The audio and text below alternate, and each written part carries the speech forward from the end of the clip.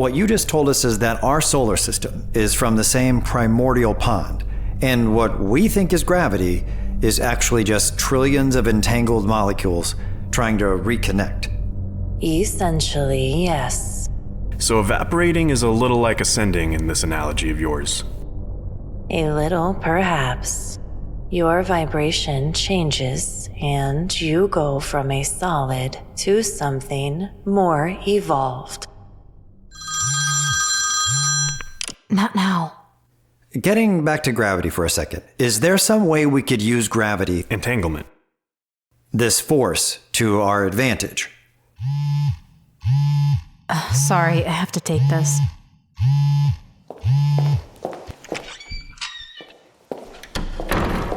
I'm a little busy right now. I need a ride Thursday. That's why you called me twice? Hey, you kicked Dad out of the house and he had already promised to drive me. Don't blame me if you reacted rashly and are now regretting it. I'm not regretting anything. Okay, but you reacted rashly. There will come a day sometime in the future when you'll understand. Tell me what happened. What did Dad do? Chelsea, I have to go. Thursday. Fine.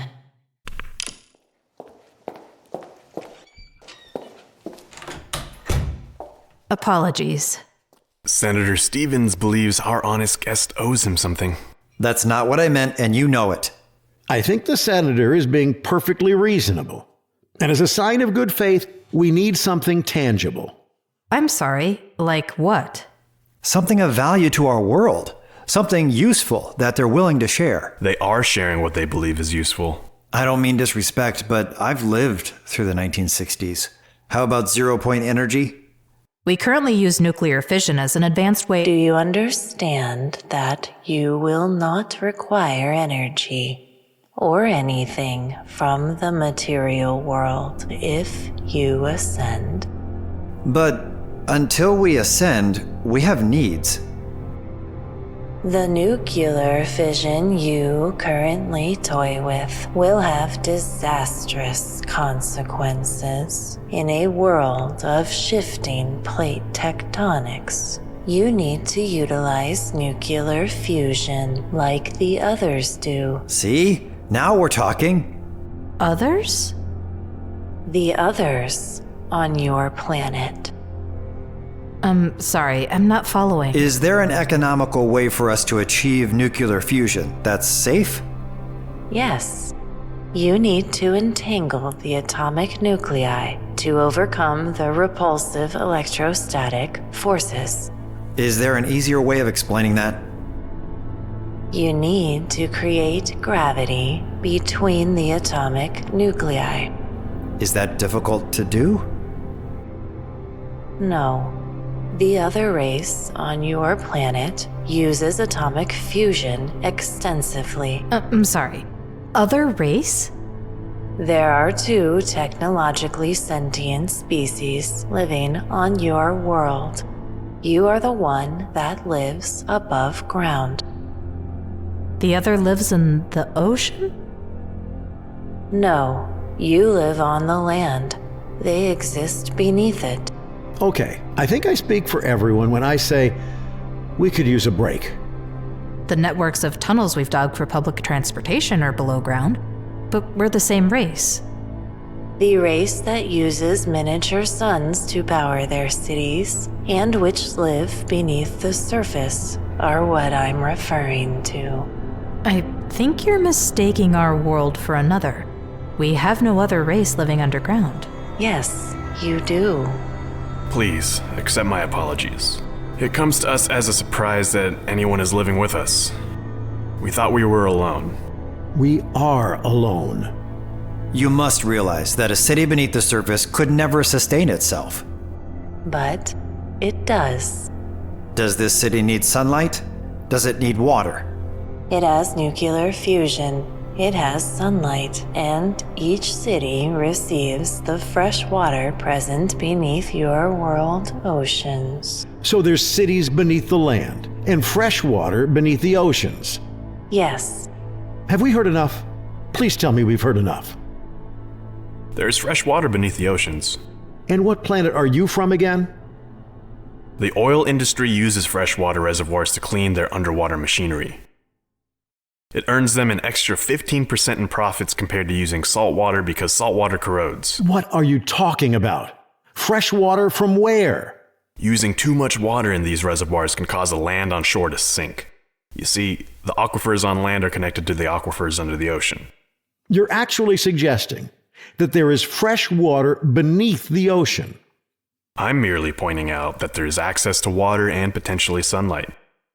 I don't think the world is ready to wrap our brains around underground cities. Who is this race? Do you have information you can share? We know all about them.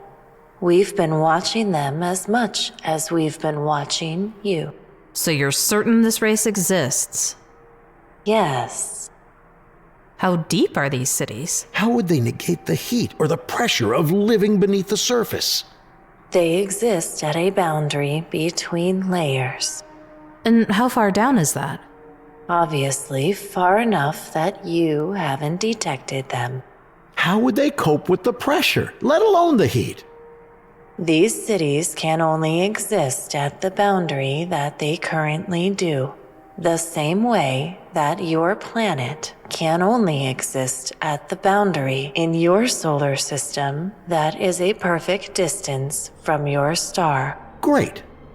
So I'm supposed to tell the President of the United States that we have an alien race living beneath the surface of the Earth in a Goldilocks zone, and that I learned this from another alien who communicates via Twitter with no time dilation. Twitter is more like texting. Are you hearing yourselves right now? How could such a race be hidden from us? Do they know about us? They most certainly know about you. Why keep their presence a secret? They are of a much lower vibration. They often infiltrate and attempt to lower others to achieve the same vibration as themselves. Wait, what do you mean infiltrate? They pretend to be you. Wait, I thought you weren't allowed to interfere. If this cockamamie fairy tale was real, wouldn't this be a violation? No, the Draco are being underhanded and trying to keep you from ascending, which is a violation. The Draco? And why do they do this? Because that is their way. They are of a lower vibration. Exactly how many Draco are there? The Draco have 12 cities beneath the surface. Their population is therefore limited, and they are wary of the population explosion you've achieved over the last 2 centuries. And that's why they're underhanded towards us? They're underhanded towards everyone, including themselves. A few attempt to rise above and change their nature. Some have attempted to do this by interacting with you. We're not aware of any such interaction. Their interaction has become minimal since your population exploded. In different regions, they are known by different ancient names. Naga, Basilisk. Most of the names like these have fallen into myth. I once read a myth about the Green Children of Suffolk. They apparently came from underground. That's just a story. Strange that you know it, since it hails from a tiny town called Woolpit in England. I have family from England. It was 2 children that turned out to be brother and sister. They were found in a cave. All they would eat is beans, nothing else. I'm sorry, what is the relevance? The children were green. Probably from a disease. They spoke a language no one could understand. So did everyone who became shipwrecked on English shores. They capsized, took shelter in a cave. There's no mystery. The only reason I mention it is because it was documented by many individual sources. Let me make one thing perfectly clear. There are no cities beneath the Earth's surface. So Darren Kuyu in Turkey was burrowed out by rabbits? I don't appreciate your cynicism. There's an underground city in Turkey? It's huge. Goes for miles underground, built by humans, 280 feet beneath the surface. Which just goes to show you, that's as deep as a city can get. No. The deepest caves we know of are 7,000 feet, and our deepest mine is 4 kilometers. What's that in miles? I thought your family was from England. I have to weigh in on the side of Secretary Gray. There can't be cities beneath the Earth's surface. The pressure and heat Are exactly why one day we could have cities beneath the surface too. And what dimension are we in when you state something like that? I'm sorry, cities beneath the surface are not possible. It's impossible to suck oil out of the ground until we try. Then we get the Industrial Revolution, something that was completely unimaginable at the time. It's impossible to have a population of 9 billion. We synthesize phosphorus, but before that, it was completely unimaginable at the time. It's impossible to travel into space. Cities underground, though? Life needs heat to survive. Geothermal provides that. We've seen examples near deep-sea vents that are under the same kind of pressure. I'm not willing to discount anything Maya tells us. I think it all deserves investigation. Ha! How could these cities be sustainable? With our technology, they couldn't. But with nuclear fusion comes sunlight. Potentially comes sunlight. With sunlight, heat, and fresh water, you have all the basic needs covered. We artificially create heat to generate steam for electricity. Down there, heat would be in abundance. I'm not saying it's plausible, but I'm not so foolish to think it's not possible. But then, I'm a visionary, or a fraud, depending on who you ask. I never called you a fraud. But now, I'm starting to consider maybe you're one of these Draco. That would be the pot calling the kettle black, wouldn't it?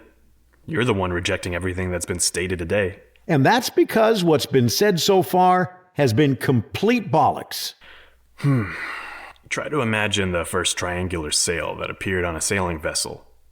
Imagine Vikings looking at that sail and laughing because it's half the size of their larger square sail. During a race, the triangle sail clobbers the Viking ship and reaches the finish line miles ahead. Why? Because there's a previously unknown science behind triangular sails. It's the same science that allows birds to fly. The wing of a bird is the same shape as a billowing triangular sail. Now imagine telling those same Vikings that a triangular sail would one day allow them to fly. Would they believe you? Is our visitor friend even still on the line? I'm listening. We're having trouble coming to grips with some of the things you're telling us. What did you expect? That what I would tell you would conform with your current views? We'll look into the matter of underground cities at a later point in time. Now wait just... He's just telling me what he thinks I want to hear. If I sounded insincere, it was unintentional. I'm watching your body language and, more importantly, your vibration. Fidgeting with your hands clenched on the table is indicative of someone being dishonest. Maya, you can see us? Of course. I thought this was audio only. How can you see us? By way of remote viewing. Like a camera? No, remote viewing is possible under certain conditions, but generally requires a level of ascension to achieve. Certain conditions? People from your world have managed to achieve remote viewing, albeit accidentally and not by way of ascension. And what does remote viewing do? Remote viewing allows you to see See what? everything. Everything in the universe can be remote viewed. It is not an easy process to master, but it can allow you to peer into alternate dimensions. Fantastic. Maybe Elvis is giving a live performance. I'm interested in knowing more about the alternate dimensions if you're willing to share. I'm happy to tell you about it, but the best way to understand dimensions are to experience them. By way of remote viewing? That is correct. How long would it take me to master such a skill? Can we physically travel there? No, The matter in your universe is tuned to the spectrum of vibration from your dimension. Nothing from your universe could travel to, let's say, the fifth dimension, as there's no route for matter to get there. But Ascension provides a route. That is correct. And what does the fifth dimension give us? It does not give. You are still thinking in the wrong terms. The entire spectrum of negative polarity is constrained to your universe. Concepts like ownership and selfishness do not exist in alternate realms. You will never achieve the fifth dimension or any other dimension unless you let go of such concepts.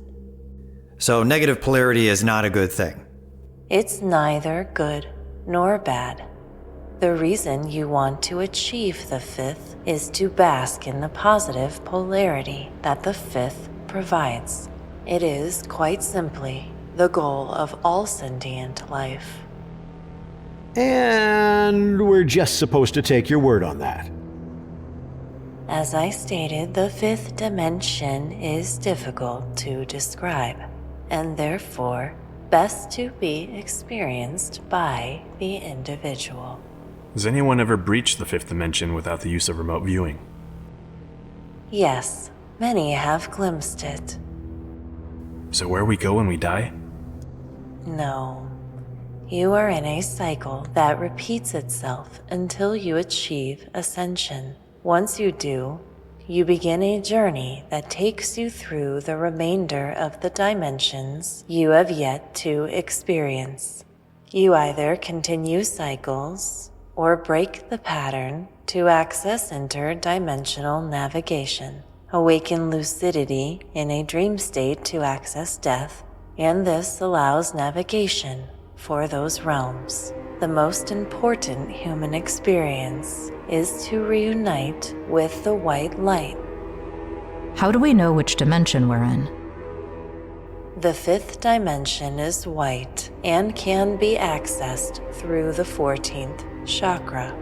It is the only dimension available to you, but all other dimensions are possible through it. If this fifth is so great, why are we all here? Your ascension was not possible before, but it is now. And why is that?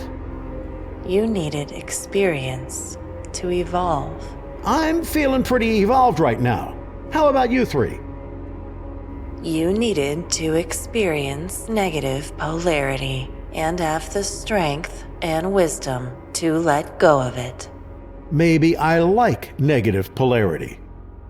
I believe you do. So, what does that mean for me? You will remain in negative polarity because that is your choice. Is that wrong of me? Maybe I like negative polarity.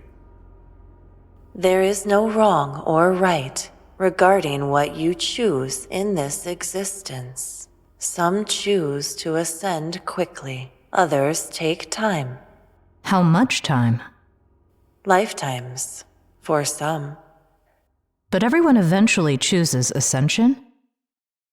That remains to be seen. Perhaps some, like Secretary Gray, won't. His choice to revel in the negative polarity and inhibit others from achieving ascension will limit him for many lifetimes to come. But even he could ascend? All sentient life can ascend. Some are simply much further ahead than others in achieving it. How many dimensions are there? That is difficult to quantify or ascertain, as the universe exists as fractals, dimensions within dimensions. Did the universe start with a Big Bang? No. That's odd. We have a lot of evidence that suggests it did. To expand your mind and understand concepts that I convey to you more readily, You need to see past your current understanding. Can you explain? Do not think in terms of absolutes. Absolutes are part of your world, but even there, that which you think is absolute is actually cyclical. You just haven't realized it yet. I'm not following. There has not been one Big Bang. There have been many. So the universe is already contracted? Why would you believe the existence you're currently in has been the only one? How many Big Bangs? Many. Again, it is hard to quantify or ascertain, as there are dimensions within dimensions. This has been worth an hour of my time. Well, I'm counting 2 hours presently, and I'm wondering when we're going to get anything tangible. The idea of more than one Big Bang is thought-provoking. Truths regarding the universe have always been far grander than we realize. Then why isn't there any evidence of this? There is evidence. You've already theorized the existence of it. The evidence comes in the form of all the matter that has been pushed to the brink from the excessive explosions that have occurred. We've theorized the existence of it? What do you mean by this? The matter that you've been seeking has been folded over from successive explosions. It is still there, but hidden. Dark matter. Dark matter is matter that has been folded into space? From repeated explosions, yes. This matter is trapped in these folds and unable to return to entangled pairs. So what happens in these situations? The other half of the entangled pair must come to them. We've theorized about this with black holes. Like, what if a particle falls into a black hole? What happens to the other? An example of this is the rogue stars that traveled through your system 70,000 years ago. Okay, that's what I've been waiting for. Now, if I can prove to you three that no such stars ever existed, will you stop entertaining this fantasy? A pair of binary stars did travel past our solar system 70,000 years ago. We named one of them. We called it Schultz's star, a brown dwarf. The other is thought to be a brown dwarf too. You're telling me two suns passed close to Earth 70,000 years ago, and the bulk of the population doesn't even know about it? Not the bulk of the population. Just you.